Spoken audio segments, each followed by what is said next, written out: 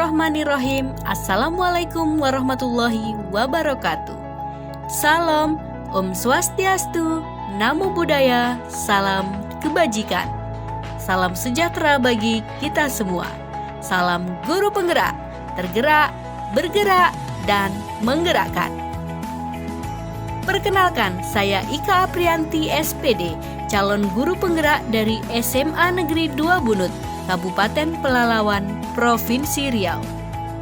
Pada kesempatan yang berbahagia ini, saya akan berbagi aksi nyata dalam rangka mendiseminasikan konsep-konsep inti modul budaya positif yang saya pelajari dari pendidikan guru penggerak. Materi budaya positif ini saya imbaskan atau saya bagikan di hadapan seluruh warga sekolah, di antaranya kepala sekolah, rekan-rekan guru, karyawan-karyawati, staf tata usaha, dan staf perpustakaan SMA Negeri 2 Bunut. Adapun konsep inti budaya positif yang saya sampaikan terkait perubahan paradigma belajar, disiplin positif, kebutuhan dasar manusia, motivasi perilaku manusia, posisi kontrol guru, keyakinan sekolah atau keyakinan kelas, dan juga segitiga restitusi. Sebelum berbagi pemahaman terkait budaya positif ini, saya sudah merancang tindakan aksi nyata ini secara terstruktur, baik dari mulai koordinasi dengan kepala sekolah dan juga rekan-rekan sejawat seluruhnya. Tujuannya adalah agar pemahaman seluruh warga sekolah tentang budaya positif bertambah setelah aksi nyata dilakukan. Selain itu, para bapak ibu guru juga dapat mempraktikkan pembuatan kesepakatan kelas atau kesepakatan sekolah secara bersama-sama. Baiklah, dengan rasa bahagia saya persembahkan implementasi pemahaman saya terkait budaya positif untuk seluruh warga sekolah. Dalam hal ini saya sampaikan terhadap rekan-rekan SMA Negeri 2 Bunut.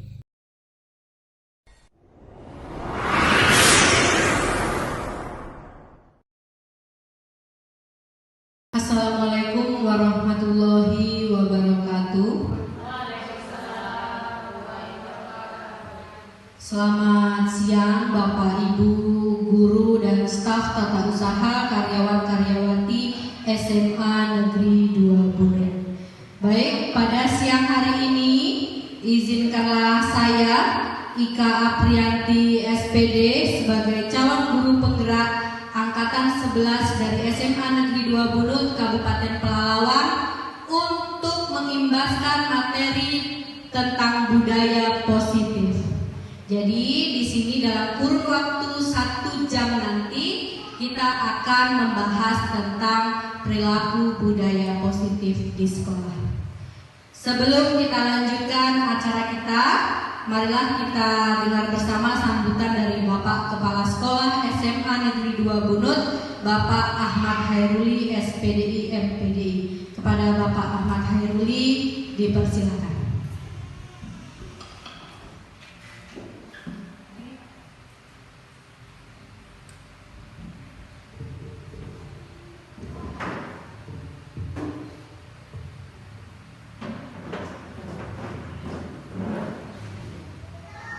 Bismillahirrahmanirrahim. Assalamualaikum warahmatullahi wabarakatuh. Waalaikumsalam warahmatullahi wabarakatuh. Alhamdulillahirrahmanirrahim. Puji syukur kepada Allah SWT.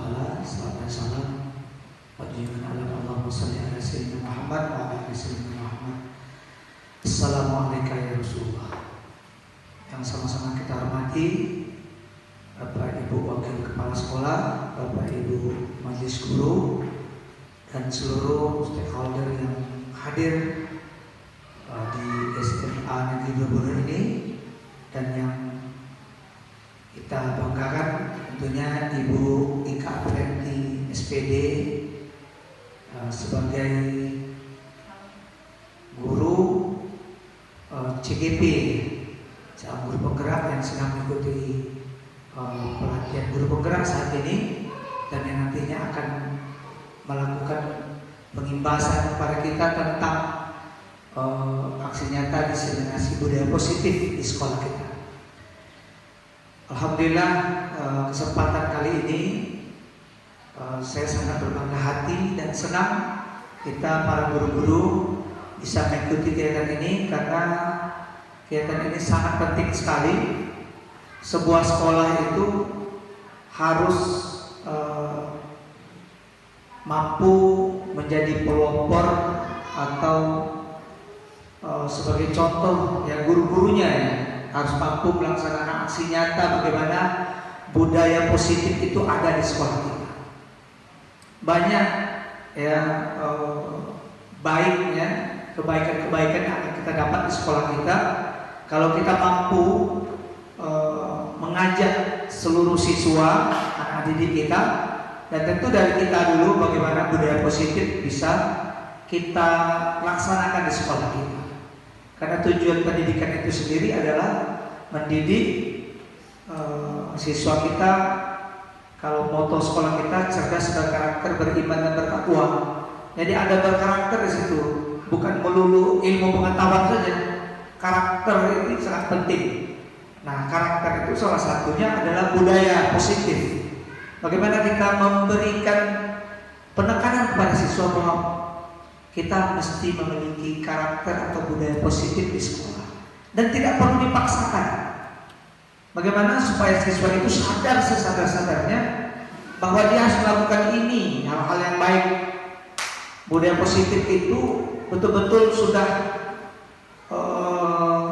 menyatu dengan dirinya, kebiasaan. Jadi habit ya, jadi kebiasaan. Nah, ini yang harus kita latih. Satu kebiasaan tidak bisa terjadi begitu saja tanpa latihan. Nah, tentu dari guru-guru, kita adalah guru-guru yang digugu dan ditiru. Insyaallah nanti bagaimana cara kita menerapkan itu di sekolah kita minta nanti akan dijelaskan. Mudah-mudahan ini menjadi positif bagi kita dan rahmat bagi kita. Tentunya kita dapat Ibu Ika Apriati sebagai CGP kita yang nanti akan mengimbaskan ya guru yang sekarang ini sedang mengikuti kegiatan guru penggerak, imbasannya ada ke kita. Kemudian kita juga nanti akan jadi guru penggerak semuanya. Itu saja mungkin yang bisa saya sampaikan kepada Bapak dan Ibu, dan saya sangat gembira dan menyambut baik kegiatan ini. Mari kita dukung bersama, dan apapun nanti kesepakatan bersama itu hendak kita laksanakan nanti secara bersama-sama. Karena kesepakatan itu kan tidak terpaksa, kita sepakat gitu. Perlu ada kesepakatan bersama sesudah ini. Terima kasih. Itu saja. Mari kita ikuti dengan seksama kita nih. Billahi taufiq wal hidayah. Wassalamualaikum warahmatullahi wabarakatuh.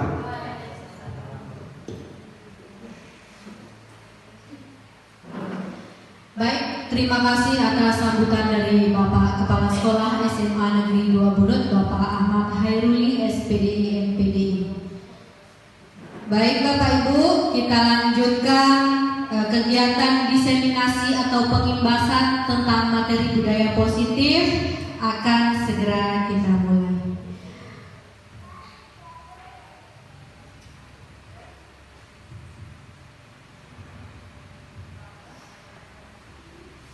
Baik Bapak Ibu, sebelum kita mulai untuk penjelasan ke materi, mari kita saling menebar afirmasi positif dengan senyuman kepada teman di sebelah kita. Boleh Bapak Ibu supaya tidak tegang, tersenyum dulu dengan yang ada di sebelah kita. Matanya gini.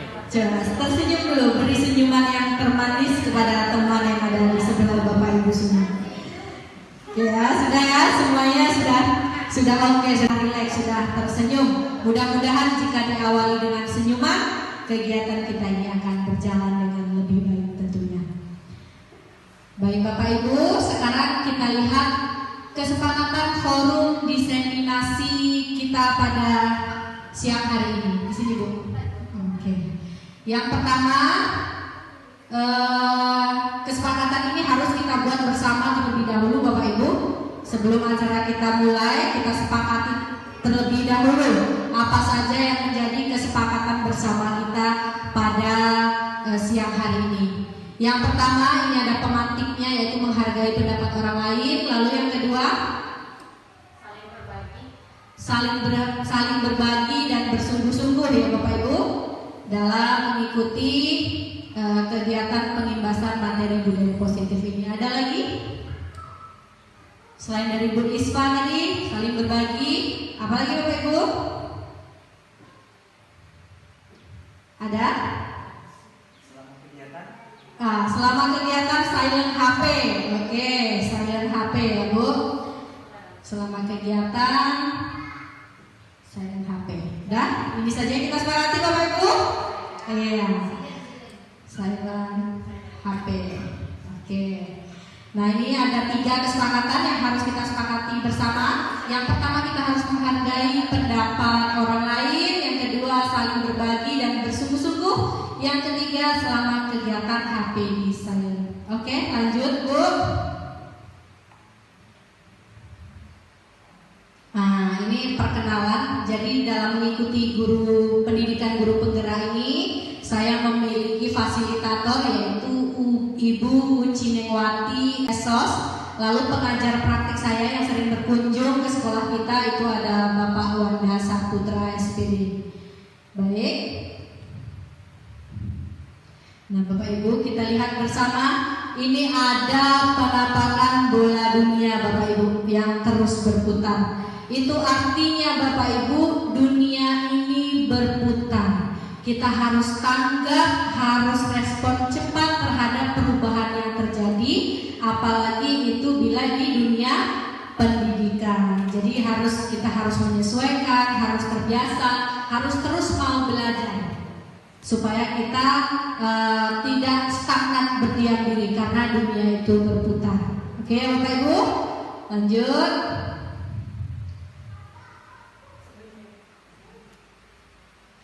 Baik, materi budaya positif.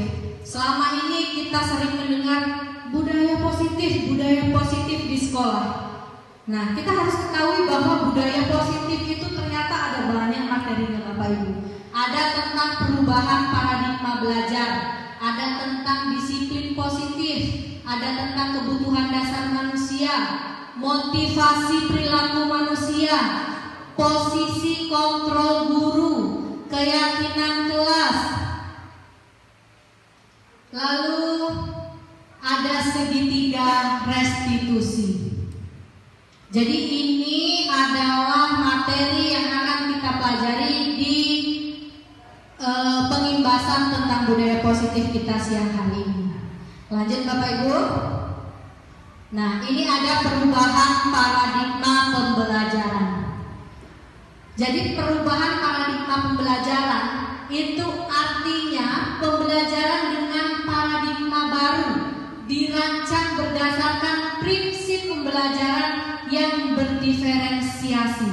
Kita sering dengar kan sekarang kata-kata diferensiasi, sehingga siswa belajar sesuai kebutuhannya, mengikuti tahap perkembangan sesuai teori psikologi modern untuk mewujudkan profil pelajar Pancasila. Jadi apapun yang kita lakukan, termasuk cara kita mendiferensiasi pembelajaran kita di kelas itu Bapak Ibu, tujuannya adalah untuk mewujudkan profil pelajar Pancasila. Muaranya ujung-ujungnya ke sini. Oke. Jika tadi tentang perubahan paradigma belajar, sekarang kita bahas tentang disiplin positif. Jadi penerapan disiplin positif ini mengajarkan anak untuk bertanggung jawab dan menumbuhkan kesadaran diri berdasarkan nilai-nilai kebajikan. Disiplin positif yang dimaksud ini adalah disiplin yang tumbuh dari motivasi internal, bukan dari paksaan atau bukan dari hukuman. Jadi kalau selama ini kita masih menerapkan hukuman sama anak atau masih kita paksa, berarti artinya belum tumbuh kesadaran atau motivasi internal untuk melaksanakan disiplin positif di sekolah kita.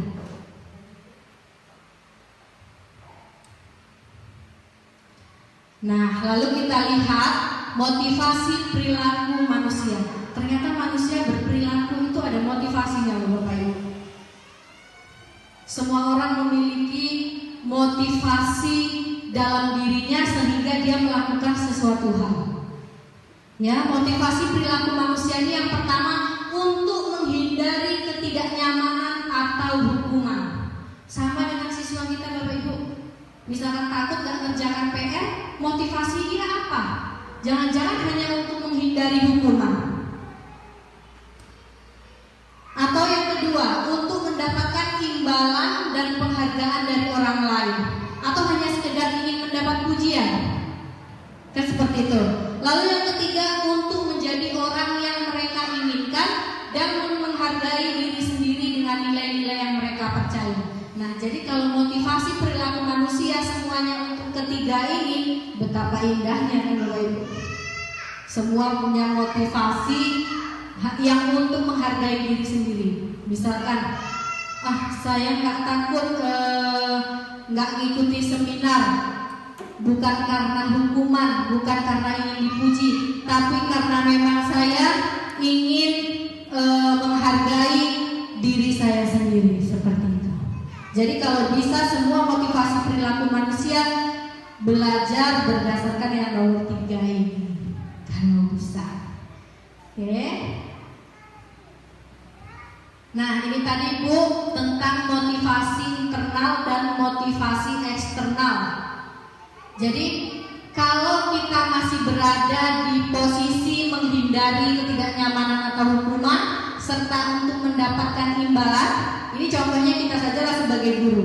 Kalau hanya karena menghindari ketidaknyamanan dan hanya karena penghargaan, maka motivasi dalam hidup kita itu artinya masih berada di motivasi eksternal. Tapi kalau kita sudah ada untuk niatan menghargai diri sendiri, bukan karena hukuman kok, bukan karena penghargaan, tapi karena memang saya menghargai diri saya sendiri sebagai guru, maka saya harus melaksanakannya. Itu artinya motivasi kita sudah motivasi intrinsik. Lanjut.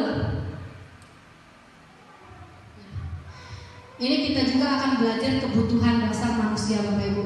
Kita semua ini membutuhkan ini Bapak Ibu dalam hidup. Begitu juga murid kita di kelas Bapak Ibu. Mereka semua membutuhkan kebutuhan dasar ini. Jadi bukan hanya kita aja sebagai guru, kita semua orang membutuhkan kebutuhan dasar manusia ini. Ada 5. Yang pertama kebutuhan untuk bertahan hidup, dari makanannya, pakaiannya, tempat tinggal, keamanan dan kesehatan. Itu kita butuhkan.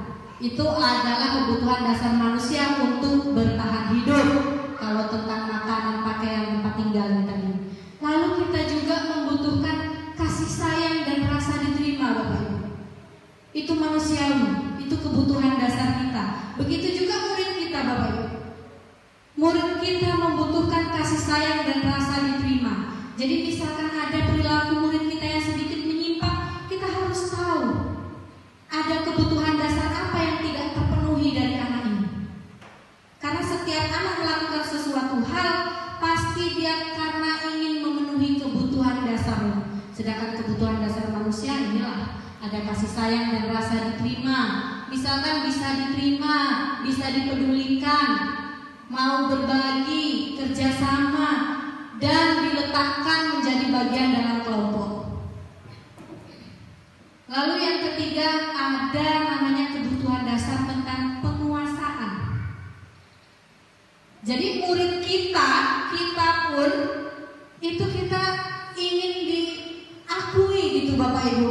Karena kita memiliki harga diri, keinginan untuk dianggap, ingin memimpin, ingin memperlihatkan prestasi, seperti itu. Dan ingin didengar. Itu kebutuhan dasar manusia Bapak Ibu. Coba sekarang kita perhatikan anak kita di kelas, sudahkah kita cukupi kebutuhan dasarnya tentang penguasaan? Seperti itu. Lalu kita juga membutuhkan kebebasan. Jadi kita butuh memiliki pilihan dalam hidup. Kita juga butuh mencoba hal baru dan kita juga bebas untuk mengendalikan arah diri kita ini mau kemana. Pasti setiap orang memerlukan itu. Lalu butuh juga kesenangan, misalkan bermain, humor, tertawa, seperti itu. Jadi kalau kita mengajar, jangan hanya materi pembelajaran terus kita paksakan. Anak juga perlu kebutuhan dasarnya untuk merasakan kesenangan. Harus kita selipi permainan, ice breaking, wajar, biar terpenuhi kebutuhan dasar kesenangan pada anak, seperti itu. Nah, ini Bapak Ibu, ini adalah materi yang menurut saya sangat menarik ini, yang bagian 5 posisi kontrol guru. Ini kita bisa berkaca nanti, kita ini ada di posisi mana ini jadi guru. Ya, apakah kita ada pada posisi penghukum? Apakah kita ada pada posisi pembuat rasa bersalah? Apakah kita di posisi teman sama murid kita? Atau posisi pemantau? Atau manajer? Kalau Bu Nova lah saya tanya, Bu Nova ada di posisi mana kira-kira Bu Nova sebelum kita bahas? Posisi mana Bu? Posisi mana yang pilih?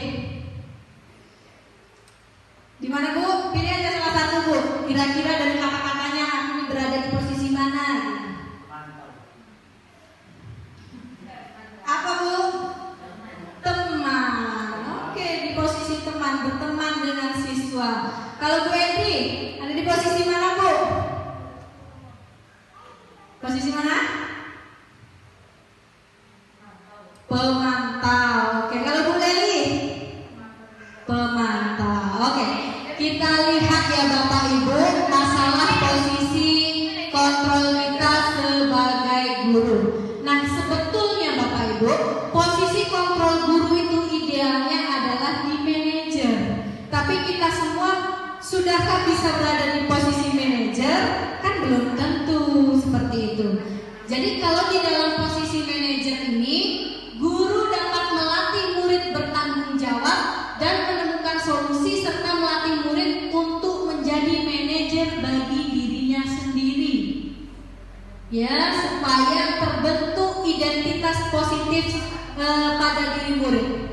Bagaimana maksudnya yang kita bahas? Nah, kalau contoh penerapan posisi kontrol guru ini, penghukum itu biasanya yang dikatakan adalah berdiri di sudut ruangan sampai pembelajaran selesai. Nah, itu biasanya dilakukan oleh guru yang memakai sistem posisi sebagai penghukum. Nah, kalau pembuat rasa bersalah misalkan, ibu kecewa banget sama kamu, lagi-lagi kamu lagi. Nah, kecewa sekali Bu. Nah, itu biasanya yang sering dikatakan oleh guru sebagai pembuat rasa bersalah. Jika posisi guru tersebut pembuat rasa bersalah, maka itulah yang sering dikatakan. Jadi supaya anak ini merasa bersalah seperti itu. Lalu kalau sebagai teman, ayolah ikuti, tolonglah bantu ibu, kayak gitu. Itu teman, lebih ke keakraban dengan siswa. Nah, kalau pemantau, ini yang sering dikatakan adalah kamu sudah melanggar peraturan sekolah. Kamu tahu kan konsekuensinya? Gitu. Jadi langsung ditanya konsekuensinya. Nah, kalau manajer ini biasanya nggak marah-marah, nggak menggebu-gebu, tapi dia tanya, kenapa kamu berbuat seperti itu? Apa alasannya? Terus kalau sekarang sudah terjadi seperti ini, solusinya kira-kira bagaimana? Dikembalikan semuanya ke anak Bapak Ibu. Nggak kita yang menyuruh. Nah, kamu tahu konsekuensinya sekarang kan? Nah, lari kamu keliling lapangan, nggak seperti itu. Tapi kita kembalikan ke anak. Bagaimana cara kamu mau memperbaiki situasi ini? Seperti itu. Itulah yang di posisi manajer. Jadi hendaknya kita semua bisa berada di posisi manajer. Nah, jadi apa Bu bedanya hukuman, konsekuensi, dan restitusi? Nah, tadi Bu, kalau di posisi manajer itu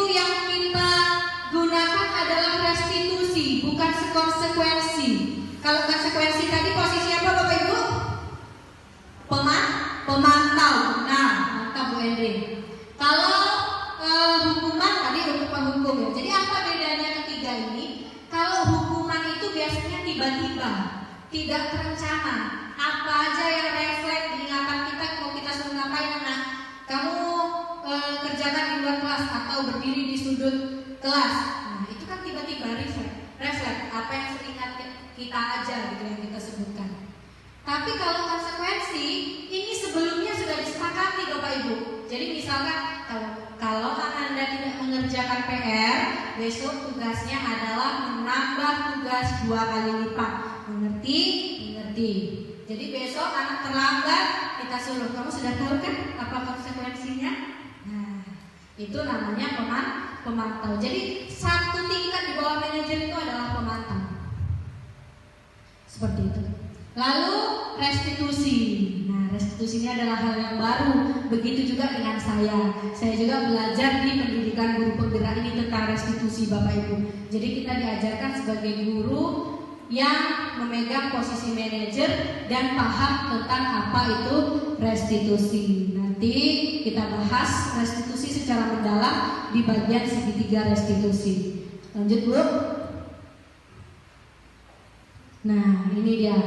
Kita lihat dampak posisi kontrol guru.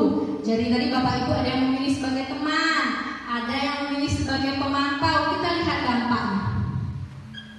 Jadi kalau dampak posisi guru sebagai penghukum ini Bapak Ibu, kemungkinan murid akan marah dan dendam atau bersifat agresif.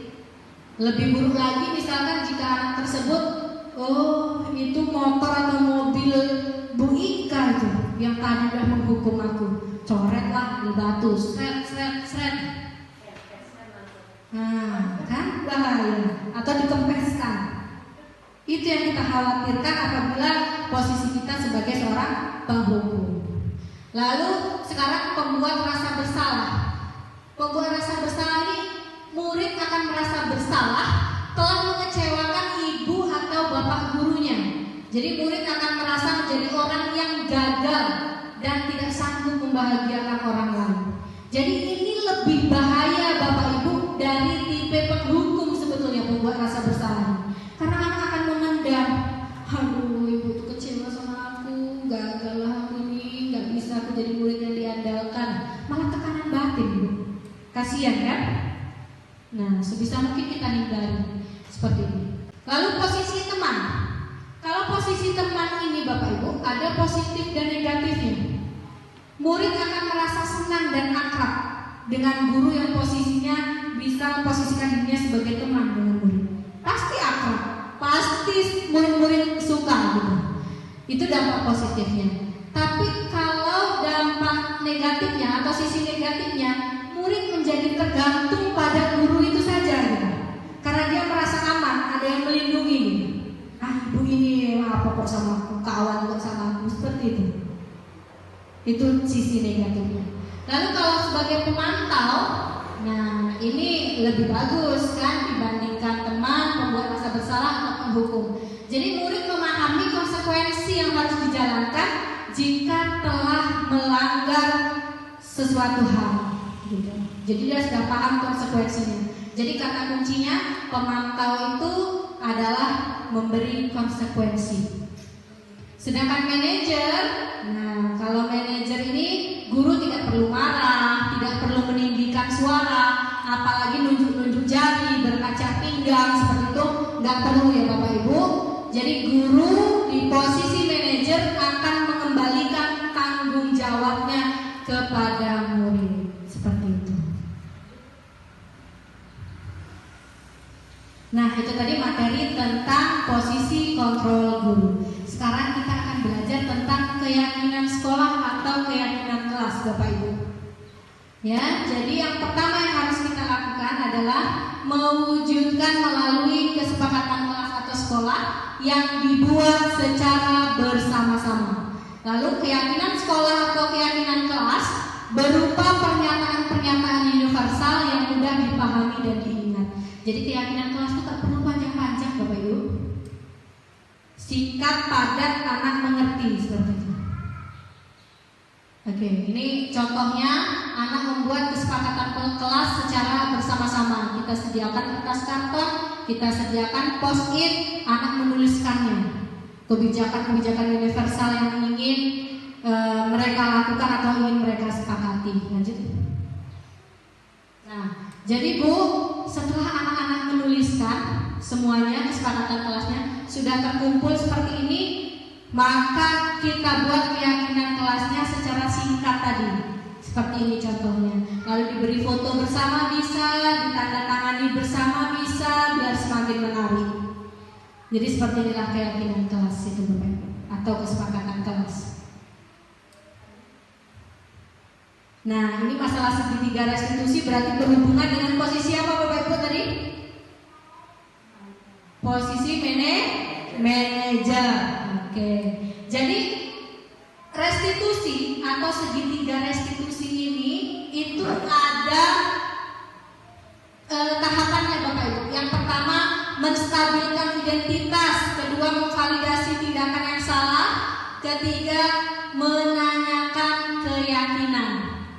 Jadi segitiga restitusi sebagai upaya mendampingi anak menemukan dan menyelesaikan permasalahannya sehingga menghasilkan anak yang mandiri dan bertanggung jawab. Nanti ada contohnya Bapak Ibu, restitusi itu seperti apa.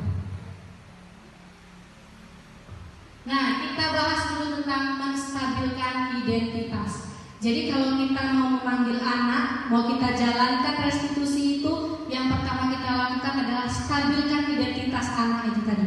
Karena dia telah berbuat salah, kita stabilkan dulu. Caranya adalah, ini kata-katanya Bapak Ibu, ada banyak contohnya. Nggak ada manusia yang sempurna kok nak, gitu kan? Bapak Ibu juga dulu pernah melakukan itu. Gitu. Jadi biar anak tidak terlalu merasa bersalah sekali seperti itu.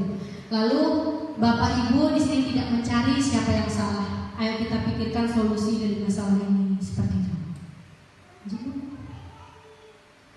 Lalu setelah kita katakan seperti itu, kita masuk ke tahapan memvalidasi tindakannya yang salah tadi. Kita cari tahu alasannya seperti itu.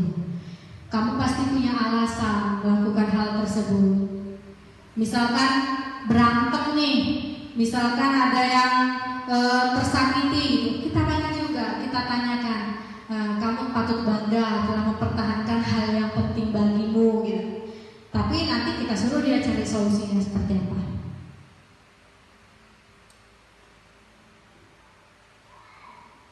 Lalu menanyakan keyakinan. Yang terakhir tahapannya adalah menanyakan keyakinan. Apa keyakinan kelas kita yang sudah kita sepakati bersama tadi seperti itu? Seperti apa gambaran yang ideal menurut kamu, solusi yang bagusnya menurut kamu seperti itu? Itu di menanyakan keyakinan. Ini kita lihat contoh penerapan segitiga restitusi kepada siswa.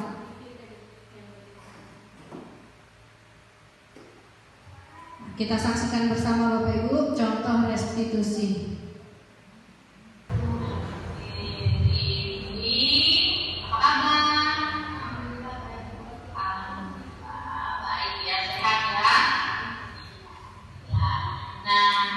Jadi tahu tidak alasan kenapa ini dipanggil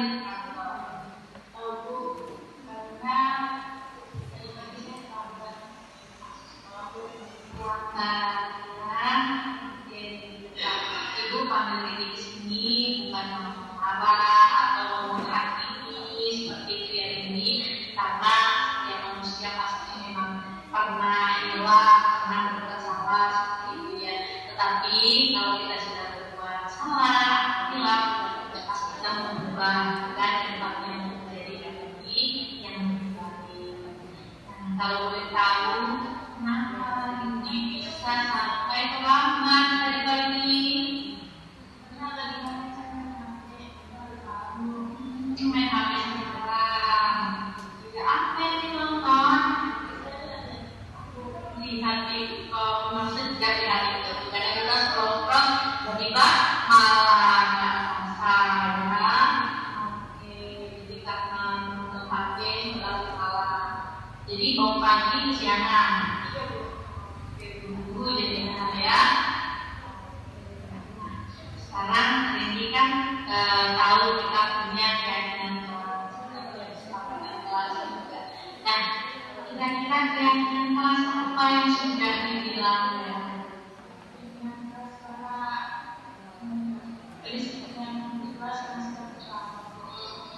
Disiplinannya ya yang sudah dilalaikan. Hari ini terlambat, harusnya sudah tahu aku ini terlambat di disiplinannya ya. Nah, itu juga saya sudah tahu bahwa keyakinan kelas yang dilalaikan adalah kedisiplin. Kira-kira ini mengubah nggak untuk lebih disiplin ke depan? Insya Allah ya. Nah, bagaimana caranya? Solusinya kira-kira supaya ini tidak terlambat lagi.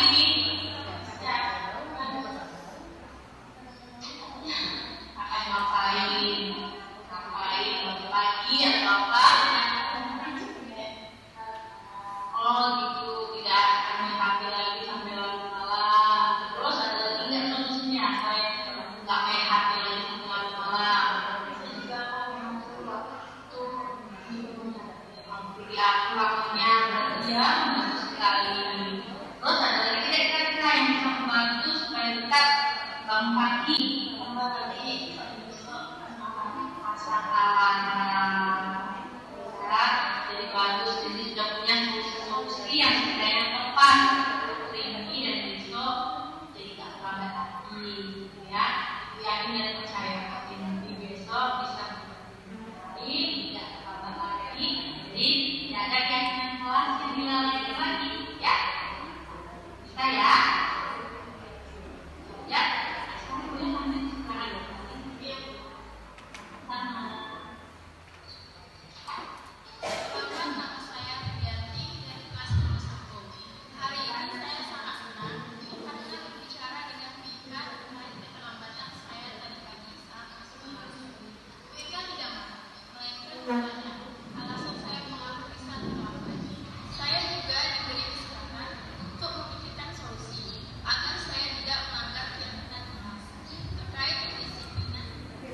Waalaikumsalam, masuk Cynthia.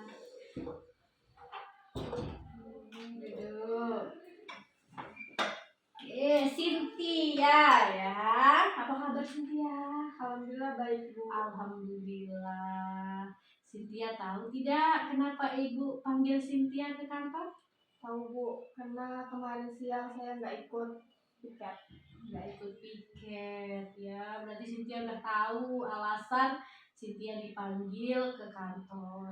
Nah, Ibu bukan mau menyalahkan atau mau menghakimi, karena Ibu paham setiap manusia pasti pernah berbuat salah, lupa itu hal yang lumrah ya. Tapi kalau misalkan sudah berbuat salah, tentunya besok ke depannya kita jangan sampai berbuat salah lagi, kan seperti itu ya kan. Karena Cynthia udah tahu dipanggil sini karena apa. Nah sekarang Ibu mau tanya, pasti ada alasan yang melatar belakangi kenapa Cynthia kemarin sampai tidak piket. Karena lupa Bu, kemarin orang tua saya udah jemput, jadi saya cepet-cepet sampai lupa. Jadi orang tuanya udah jemput di depan, jadi cepat-cepat lupa jadinya kalau hari itu piket gitu ya. Oh gitu, oke lah. Nah jadi kira-kira kalau tidak piket itu Cynthia melanggar keyakinan kelas apa? Tanggung jawab. Tanggung jawab, berarti tanggung jawab yang dilalaikan ya, karena Cynthia tidak piket, kawan yang lain piket, Cynthia tidak, jadi kena di tanggung jawab di keyakinan kelasnya ya yang sudah kita buat bersama. Nah sekarang Cynthia kan sudah tahu keyakinan kelas apa yang dilanggar oleh Cynthia, ya kan? Cynthia udah tahu kan tadi keyakinan kelas yang dilanggar? Sudah, tentang tanggung jawab tadi ya. Nah, jadinya kira-kira Cynthia mau nggak berubah ke depannya untuk melaksanakan piket, untuk ikut piket, mau tidak? Mau. Gimana caranya? Datangnya minta ingatkan ke teman, Oke, minta ingatkan ke teman. bilang ke orang tua saya kalau besok hari Selasa piket dulu. Oh gitu, iya bilang juga sama orang tua ya. Kalau hari Selasa piket, jadi biar nggak jemputnya udah nunggu, jadi Cynthia lupa tadi gitu ya. Cepat-cepat. Oke, Ibu yakin dan percaya pasti Cynthia ke depan akan ingat kalau Cynthia sudah yakin memiliki solusi seperti itu. Minta ingatkan teman, minta dijemput agak lambat tadi ya kalau di hari Selasa ya. Iya, oke baik Cynthia, semoga kedepannya bisa berubah lebih baik lagi ya. Boleh. Assalamualaikum warahmatullahi wabarakatuh. Perkenalkan, nama saya Cynthia Sari, siswi dari SMA Negeri 2 Bunut. Hari ini saya dipanggil Bu Ika karena tidak melaksanakan piket di kelas. Bu Ika memberi pemahaman bahwa setiap orang pasti pernah melakukan salah. Namun kita harus sadar dan bersedia memperbaikinya. Saya menjadi sadar bahwa keyakinan kelas yang saya langgar tidak akan saya ulangi lagi. Terima kasih Bu Ika telah mempercayai saya untuk berpikir solusi untuk diri saya. Wassalamualaikum warahmatullahi wabarakatuh.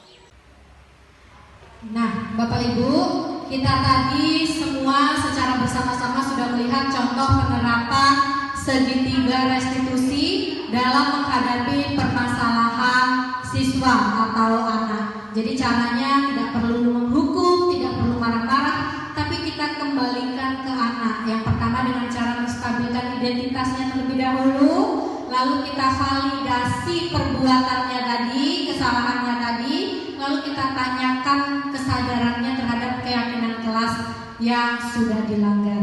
Dan bisa kita lihat bersama tadi bahwa tanggapannya adalah siswa menjadi tidak takut, menjadi lebih tenang, dan bisa memikirkan solusi terhadap dirinya sendiri ketika bermasalah. Berarti intinya anak merasa dipercaya oleh guru untuk memperbaiki sikapnya ke depan seperti apa, seperti itu. Tentunya dengan bimbingan kita, Bapak Ibu. Nah, sekarang untuk mengetahui pemahaman kita semua terhadap materi yang telah kita sampaikan, ini ada kuis tentang posisi kontrol guru. Jadi ini tadi sudah kita pelajari bersama. Coba silahkan dibaca Ibu Lispa. Lalu yang pertama ini ya.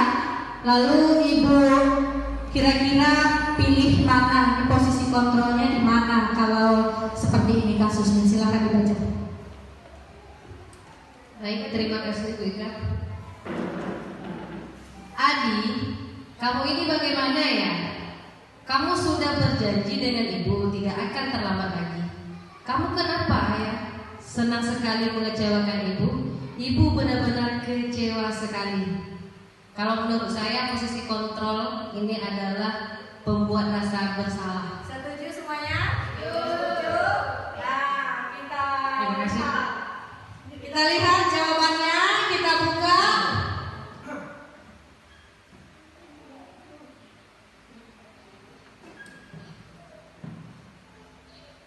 Apakah benar? Oke, ini ada jeda waktunya ya Bapak Ibu. Benar ya, jadi pembuat rasa bersalah. Jadi ciri-cirinya kecewa sekali sama kamu Adi, gitu kan? Nah itu adalah menimbulkan rasa bersalah di dalam hati anak. Itu adalah posisi kontrol guru sebagai pembuat rasa bersalah. Pernah melakukan itu Bapak Ibu? Pernah. Manusiawi pasti kita pernah ya kan Bapak Ibu? Iya. Tapi besok pelan-pelan kita ubah diri kita di posisi manajer. Sekarang ada kuis lagi. Silakan Bu Dede.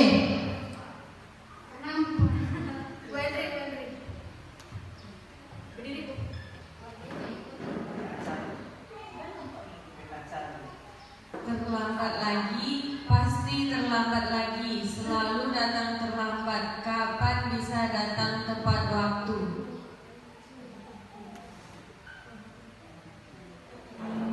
Pilih Bu, apa jawabannya? Penghukum. Penghukum, setuju semuanya?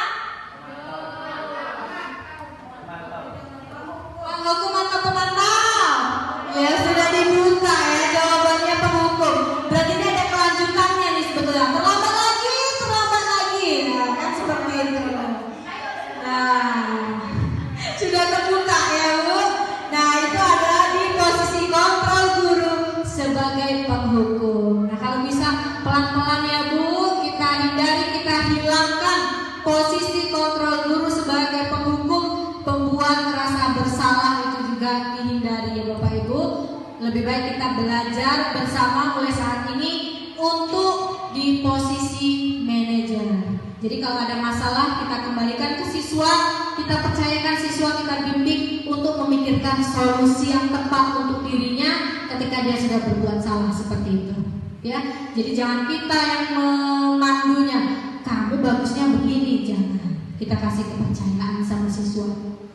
Oke, lagi Bu, kita lihat kuisnya. Oke, sekarang Bu Rizka.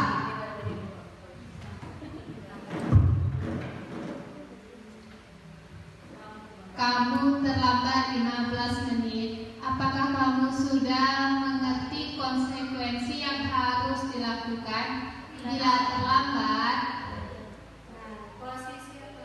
Manajer.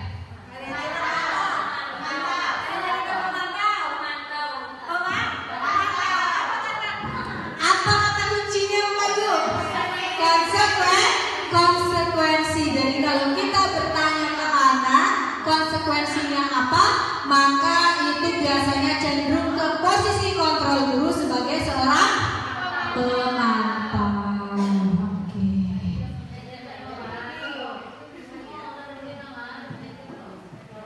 Oke, disinilah ini nampak jelas ini nanti.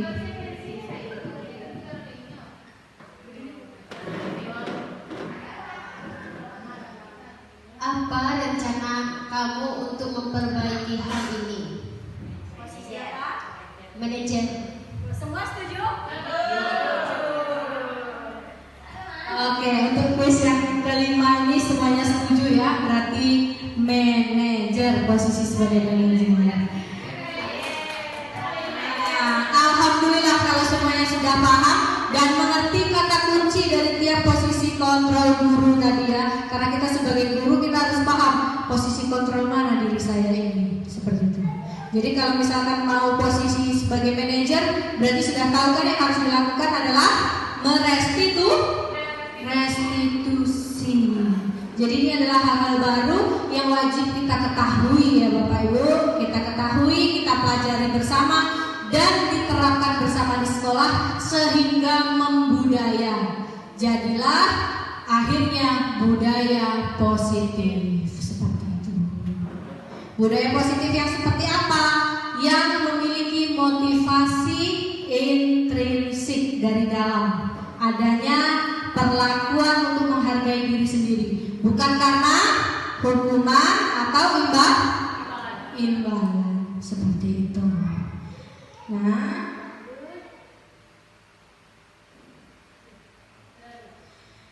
Bapak Ibu, kita sudah berada di penghujung pengimbasan materi budaya positif pada siang hari ini.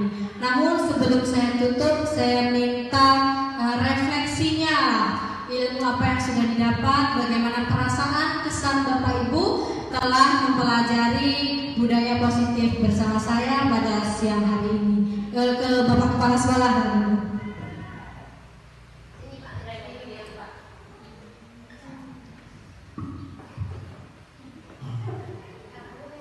Oke, terima kasih. Setelah disampaikan materi ini kepada kita, jelas awal kita bahwa yang pertama untuk menerapkan budaya positif, ya, budaya restitusi, budaya apa tadi Bu? Ya, Segitiga restitusi. Kalau di sekolah umumnya budaya baik ya, budaya positif. Positif itu kan baik. Jadi untuk itu ada posisi-posisinya ya. Tadi ada 5. Nah, posisi sebagai penghukum, sebagai pembuat rasa bersalah. Ya, sering bilang nih, saya sekarang dulu seperti itu. Kemudian pemantau, pemantau dan manajer. Nah, kita sebagai guru di mana posisi kita? Tentu sebagai guru, ya sebagai manajer. Kalau saya sebagai kepala sekolah, terhadap guru-guru, kan saya juga harus memantau nih, Bapak Ibu harus membuat aksi nasihat diseminasi budaya positif untuk guru gitu. Kalau Bapak Ibu guru untuk siswa. Nah, kadang saya juga bisa untuk siswa. Nah, biasanya saya berposisi sebagai manajer. Saya pun sebagai kepala sekolah tidak boleh yang lain tadi, yang penghukum, pembuat rasa bersalah, sama saja sebetulnya. Memang manajer itu, ya makanya di kepala sekolah itu ada manajerial ya, di situ. Sekolah harus menjadi manajer. Ya. Biasanya kalau manajer ini lebih banyak mengajak terus mencari solusi. Nah itu kalau saya lihat tadi kata-kata kuncinya. Jadi ini lebih jelas lagi, konkret tadi ada wawancara tadi Ibu Ika tadi dengan siswa. Nah di situ nampak jelas bagaimana Ibu Ika nanyakan persoalannya, sehingga anak itu respon anak tadi kita tengok tadi luar biasa. Dia tidak merasa merasa bersalah terlalu, gitu kan, tidak merasa tertekan. Dia nyaman dan dia punya azam atau itikat ke depan, saya nggak boleh lagi seperti itu. Rupanya ada kesadaran dirinya bahwa saya salah. Nah inilah positifnya kalau kita menjadi sebagai manajer. Nah ini budaya positif yang harus, salah satu contoh budaya positif yang harus kita share ke kawan-kawan yang lain. Mungkin hari ini tidak bisa hadir karena suatu hal, dan luar biasa ya. Kegiatan kali ini kita kasih aplaus untuk Bu Ika dan juga aplaus untuk kita semua. Walaupun di jam-jam mengantuk ini, jam istirahat. Kalau Nabi biasanya istirahatnya sesudah zuhur itu istirahat sebentar.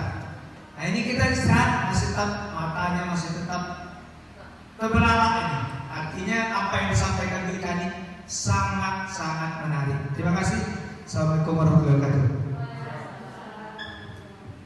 Baik, terima kasih kepada Bapak Kepala Sekolah yang sudah memberikan kesan-kesannya terhadap pembahasan materi budaya positif pada siang hari ini. Nah, sekarang saya minta dari satu Bapak Azam, kesan dan pesannya Pak. Ya di sini saya sebagai staf di SMA 2 ini.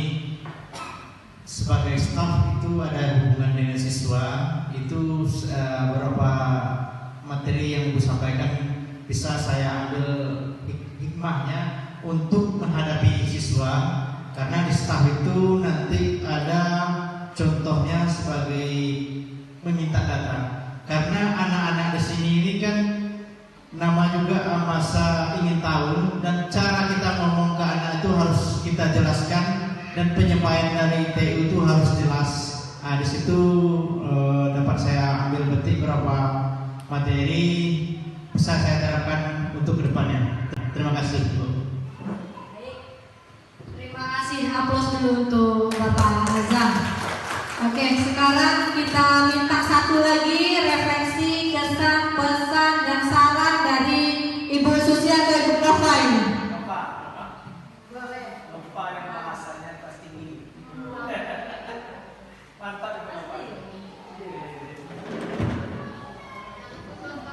Assalamualaikum warahmatullahi wabarakatuh.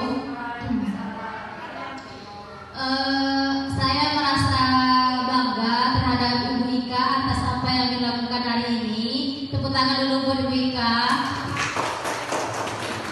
Dengan adanya Ibu ini melakukan aksi diseminasi budaya positif, kami juga merasa mendapatkan ilmu karena menjadi tahu bagaimana posisi kami sebagai pendidik dan menerapkan budaya apa yang akan kami lakukan untuk yang akan datangnya gitu. Mungkin hanya itu aja yang saya sampaikan.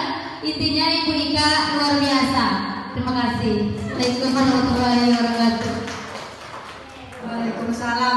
Ini kebanyakan dipuji nanti saya terbang. Nah, dari guru sudah, kepala sekolah sudah, staf operator sudah. Satu lagi refleksi dari kepala perpustakaan karena beliau kan berhubungan juga dengan siswa. seperti itu. Apa yang didapat pada hari ini?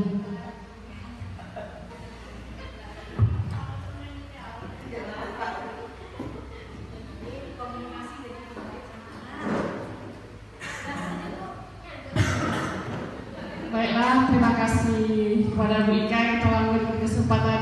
Ya, intinya saya hanya mengikuti dari awal tadi.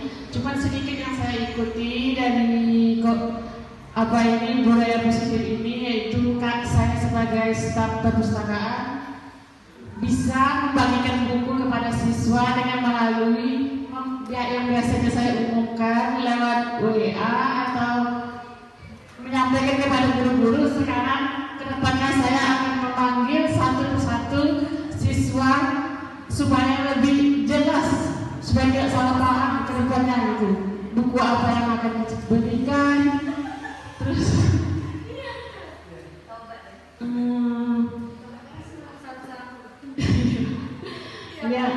ya mungkin itu aja yang bisa saya sampaikan. Mohon maaf yang sebesar-besarnya hanya itu yang bisa saya sampaikan. Terima kasih Bu Ika. Ibu perpustakaan kita.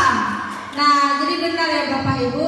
Jadi setelah mendengar penyampaian tentang budaya positif ini tadi, bisa kita lihat bahwa dari kepala sekolah, dari guru, dari staf tata usaha atau operator dan juga perpustakaan, staf perpustakaan, maka ingin menjalankan komunikasi yang baik intinya terhadap siswa-siswi kita. Seperti itu ya Bapak Ibu, sepakat? Sepakat ya. Insya Allah semoga setelah kita pelajari tadi tentang kebutuhan dasar manusia, paradigma pembelajaran baru, lalu posisi kontrol, motivasi intrinsik dan ekstrinsik, keyakinan kelas, segitiga restitusi, semuanya bisa kita terapkan di kelas kita, di pembelajaran kita, dan lebih luas lagi di sekolah kita, supaya hal-hal ini tadi membudaya dan berakar di sekolah kita, supaya terjadilah budaya positif tanpa paksaan, tanpa hukuman, seperti itu ya Bapak Ibu. Setuju? Setuju. Baiklah Bapak Ibu, itu saja yang dapat saya sampaikan terkait pengimbasan atau diseminasi budaya positif yang dapat dibagikan kepada Bapak Ibu semua pada siang hari ini. Kurang dan lebihnya saya mohon maaf, saya pamit undur diri, saya akhiri. Wassalamualaikum warahmatullahi wabarakatuh.